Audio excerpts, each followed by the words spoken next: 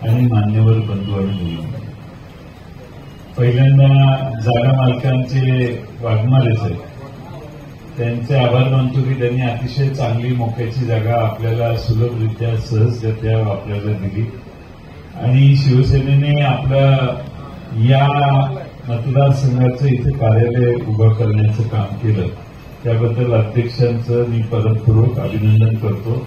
आणि जागा योग्य ठिकाणी कशी मिळवायची याचं ट्रेनिंग शिवसेनेनं आमच्या पक्षाला द्यावं असं त्यांना विनोदाचा भाग जाऊ दे. पण मला एक आनंद वाटला की या मतदारसंघाचा पुढचा आमदार आपला झाला पाहिजे याची मनीषा, याची मानसिकता तुम्हा सगळ्यांची झालेली आहे. सर्व पक्षात आपला आमदार इथं असला पाहिजे असं वाटायला लागले. पहिला आमदार जाणार ह्याच्याविषयी काळाबैलावरती आता रेखीव नाही. आमची अपेक्षा होती की लोकसभेच्या निवडणुकीनंतर याची चर्चा व्हावी, की आता करणं सोयीचं नाहीये. त्यामुळं आता थोडंसं आपण अमोल कोल्हेंना तिन्ही पक्षाचे मिळून साथीदारांनी मोठं मताधिक्य द्यावं आणि अमोल कोल्हेंना लोकसभेत पाठवत असताना खेळचा हातभार सगळ्यात मोठा आहे हे सिद्ध करण्यासाठी आपण सगळ्यांनी प्रयत्न करावे. अनेक गोष्टी तुम्ही टीव्हीवर ऐकताय, भाषणं मोठमोठ्या नेत्यांची ऐकताय, त्याच गोष्टी पुन्हा तुम्हाला सांगण्याची आवश्यकता आहे असं मला वाटत नाही. आता विकासाच्या ऐवजी नरेंद्र मोदी साहेबांनी काल परवा जे भाषण केलं अल्पसंख्याक समाजाबद्दल, त्यानं हे लक्षात आलं की विकासानं आता आपण केलेला विकास हा लोकांच्यापर्यंत पोहोचलेला नाही.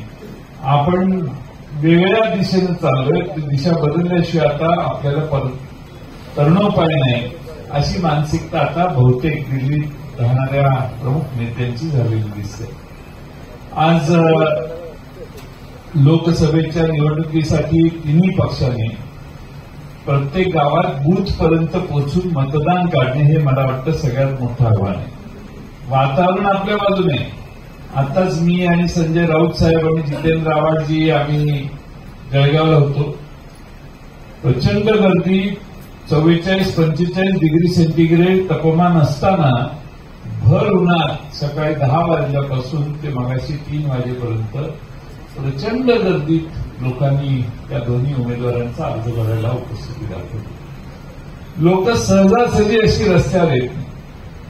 पण आता जो प्रतिसाद आपल्या महाविकास आघाडीला मिळालेला आहे त्या प्रतिसादाकडे बघितलं तर लोकांनीच आता ही निवडणूक हातात घेतली असं म्हटलं तर वावगं ठरणार नाही. लोकच आता फार मोठ्या प्रमाणात भारतीय जनता पक्ष नको, दुसरा कोणताही पक्ष चालेल आणि महाविकास आघाडीतले उद्धव ठाकरे साहेब आणि शरद पवार साहेब आणि काँग्रेसचे नेते यांचं नेतृत्व महाराष्ट्रात आपण स्वीकारायला पाहिजे ही भूमिका घेऊन महाराष्ट्र आता काम वाटचाल करतो.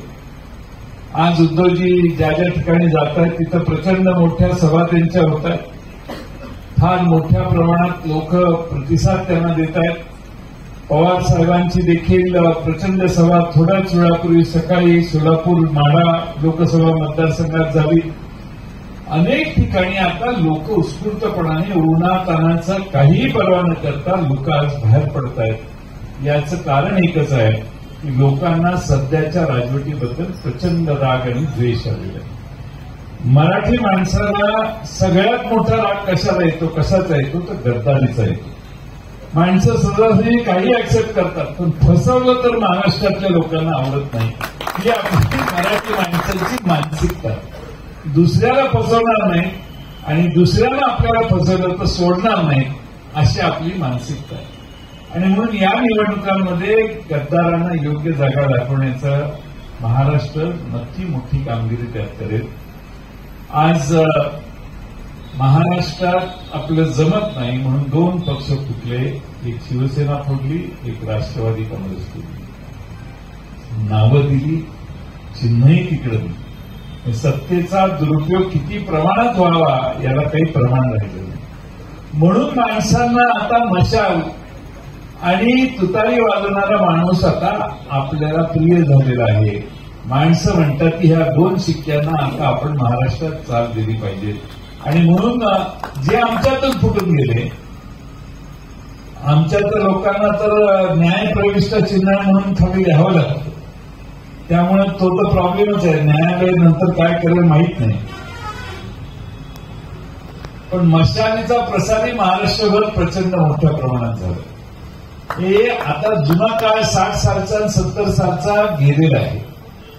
एका व्हॉट्सअपवर एकदा मेसेज गेला की शिवसेनेचं चिन्ह मशाल आहे, राष्ट्रवादी शरदचंद्र पवार पक्षाचं चिन्ह हे तुतारी वाजवणारा माणूस आहे, तर महाराष्ट्राच्या 80% जनतेपर्यंत हा संदेश गेलेला आहे. आज आपण सगळ्यांनी हा संदेश घराघरातल्या मतदारापर्यंत पोचवा. सकाळी रिक्षात बसताना जर आमची माऊली म्हणती शरद पवारांच्या माणसाला मतदान करायचंय, हे सांगती घड्याळ आहे ना त्यांचं चिन्ह. त्यामुळं रिक्षात बसणारी आमची माऊली, तिला घड्याळ नाही आहे, आपलं चिन्ह तुतारी आहे, तुतारी वाजवणारा माणूस हे सांगून घराच्या बाहेर काढलं पाहिजे. त्यासाठी बूथवर जाऊन आपण सगळ्यांनी काम केलं पाहिजे. सचिन भाऊ अहिरांचे मी मनपूर्वक आभार मानतो की त्यांनी बरीच मेहनत घेतली आणि पुणे जिल्ह्याचे मला वाटतं ते प्रभारी आहे, आमच्याबरोबर ते काम करत होते. मुंबई शहरात ते काम करत होते. अतिशय चांगलं संघटन त्यांनी केलं. पण त्यानंतर आज ते शिवसेनेत काम करतात आणि शिवसेनेत देखील तेवढ्याच ताकदीनं आपुलकीने त्यांचा सगळ्यात मोठा स्वभाव वैशिष्ट्य हा आहे की कार्यकर्त्यांच्या खांद्यावर हात टाकून त्याला समजावून गोड बोलून रुळावर आणण्याचं काम हे सचिन भाऊ अहिर करतायत. तुमचा अनुभव हाच असेल. त्यामुळं सगळे सचिन भाऊंचा स्वभाव जर बघितला तर लोकांच्या पाठीवर खांद्यावर थाप मारून त्याला गोड बोलून कामाला लावणे ही त्यांची कला आहे. आणि म्हणून मला खात्री आहे की सचिन भाऊ या जिल्ह्याचे निरीक्षक आहेत. या ठिकाणी आपण 4 जागा जिल्ह्यात लढवतोय. काँग्रेस पुणे शहरात लढवते. आपले मावळमध्ये संजोग वागिरे आमचे लढवत आहेत आणि 2 जागा अमोल कोल्हे आणि सुप्रियाताईंच्या. या 4ही ठिकाणी फार मोठं काम सचिन भाऊंचं कॉर्डिनेशनचं चालू आहे. आणि कॉर्डिनेटर चांगला असला तर तिन्ही पक्ष हातात हात घालून काम करायला लागले तर मला खात्री आहे की आपल्या सगळ्यांचा विजय पक्का आहे. आज आपण सगळे या ठिकाणी मोठ्या संख्येने आलात. मी तुम्हाला आपण बाहेर जाहीर सभेत भाषण करतो ती करून तुम्हाला बोर करणं या ठिकाणी आवश्यक नाही. ती मैदानात करायची भाषणं आहे. मी एवढंच सांगेन की तुम्ही सगळ्यांनी एकजुटीनं आज काम करायला सुरुवात केलेली आहे. शिवसेनेची धार पुन्हा एकदा तळपायला लागली. शिवसेनेची तलवार आणि महाराष्ट्रभर उद्धवजींच्या मागे शिवसैनिक प्रचंड ताकदीनं आज उभा राहत लागलेला आहे. आणि म्हणून मला खात्री आहे या निवडणुकीत राष्ट्रवादी काँग्रेस शरदचंद्र पवार पक्ष असो, शिवसेना असो, काँग्रेस असो, या सगळ्यांची ताकद लागली तर महाराष्ट्रामध्ये दिल्लीत तर आपण जास्त जागा घेऊच. आणि मगाशी हेलिकॉप्टरमध्ये आकडे काढत होतो 30-32 पर्यंत आपण जाऊ शकू असा आमचा 32-35 पर्यंत जाऊ शकू असा आमचा अंदाज आहे. आता विधानसभा आपल्याच हातात आहे. त्यामुळे विधानसभा महाराष्ट्रात हे तिन्ही पक्ष एकत्रित राहिले आणि चांगलं काम झालं तर विधानसभा देखील महाराष्ट्रात महाविकास आघाडीचाच मुख्यमंत्री होऊ शकेल. आणि यासाठी आपण सगळ्यांनी ताकदीनं काम करू, हातात हात घालून काम करू. या